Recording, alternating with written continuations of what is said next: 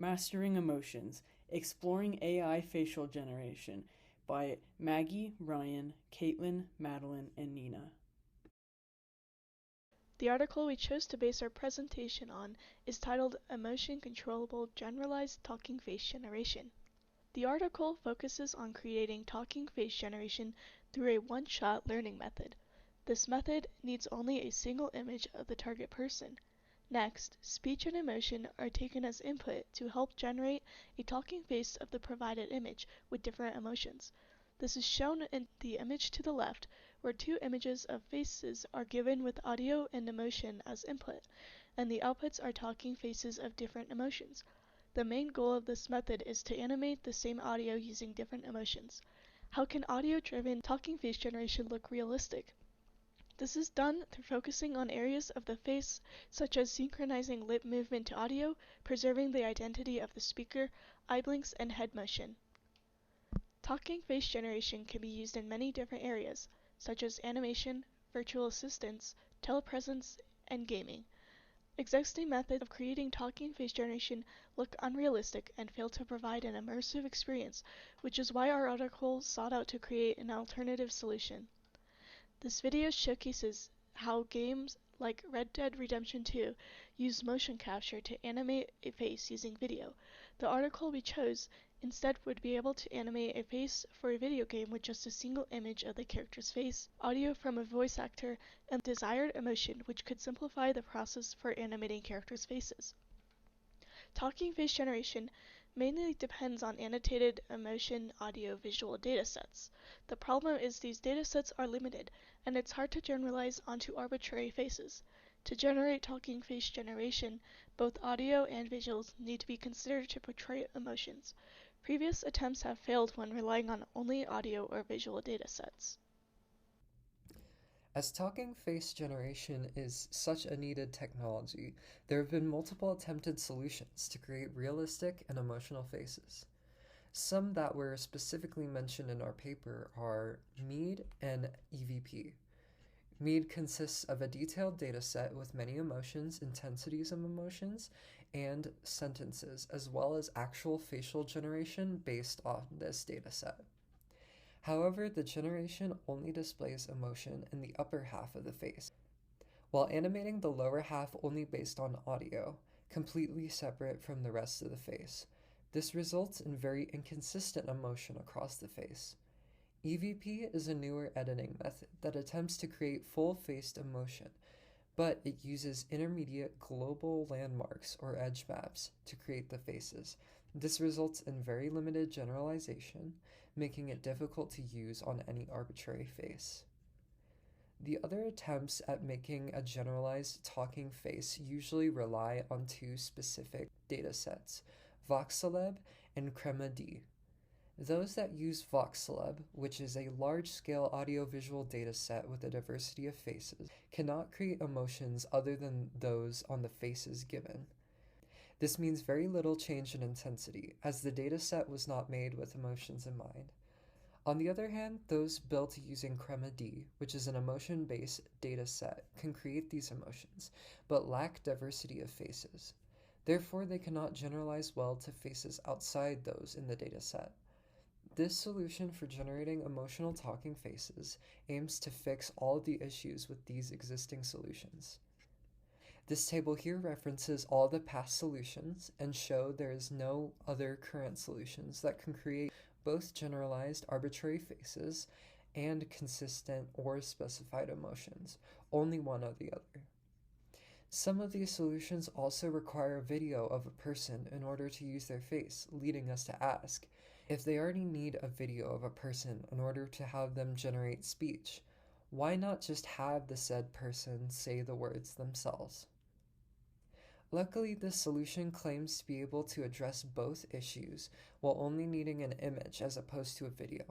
Specifically, they need 3 inputs in order to make a full video: the audio that the generated faces should say, the emotion that the face should have, and a facial image to display onto.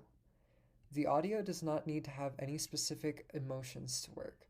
The emotion is input as a vector, containing both the portrayed emotion and the intensity of the emotion. Making this even easier to use, the audio and image can be taken directly from a dataset such as Mead, VoxCeleb, or CREMA-D, instead of directly supplied by the user.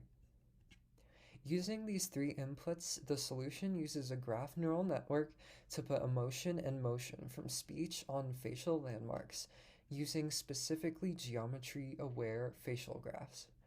This is to make emotions that are more accurate to facial geometry than using traditional edge maps.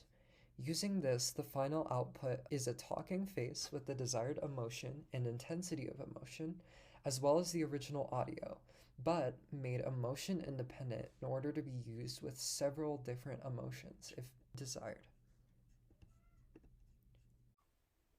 The researcher's process for generating a face works in two phases. The first phase is landmark generation, where a graph neural network is used to determine the location of landmark facial areas as well as their predicted displacements due to emotion and audio inputs. Several components are involved in achieving this.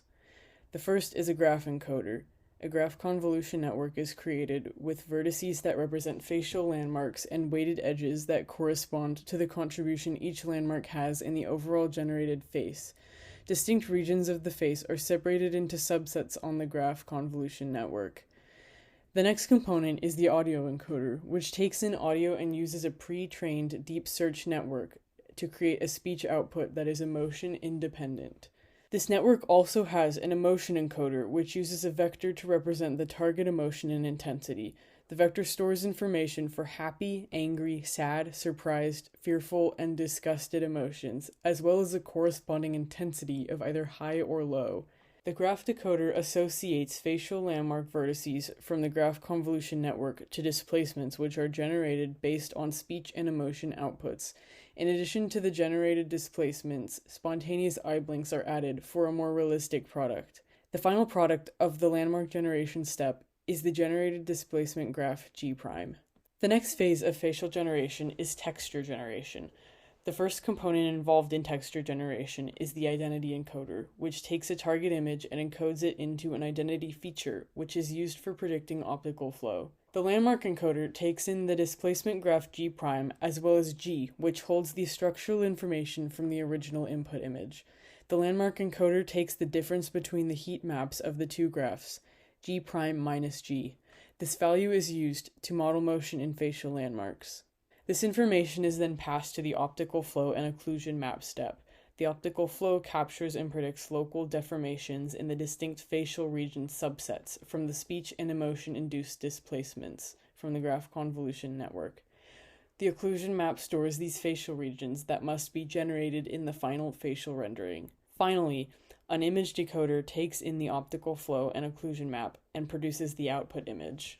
How this group chose to go about their trials is that they made sure to keep in mind that their algorithm was invented with the intention of being used with generalized data sets, meaning you could input any set of neutral expression images and any set of speech audio files and expect similarly realistic outputs, while other algorithms were made around specified data sets and have a hard time when applied to general subjects.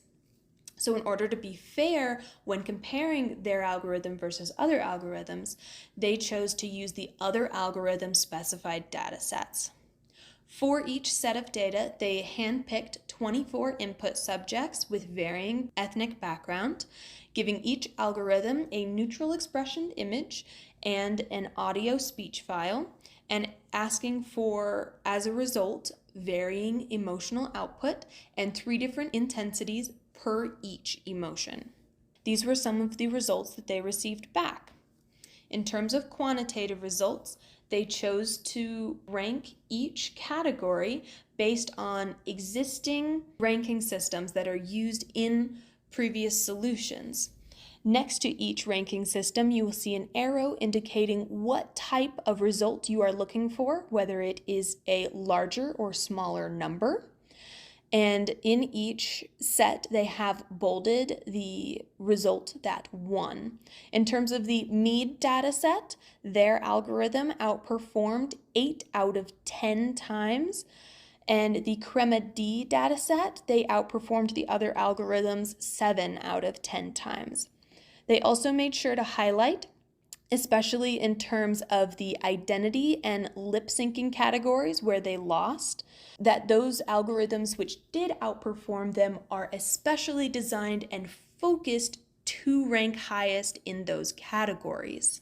Now, in terms of qualitative results, these were some of the outputs which each algorithm gave, given the Mead dataset on the left and the CREMA-D dataset on the right.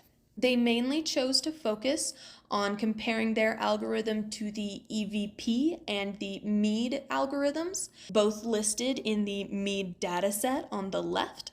And this is because these are the only algorithms which do factor in emotion to their output. How they viewed the results is that EVP failed to preserve identity, and Mead especially failed when given a generalized subject.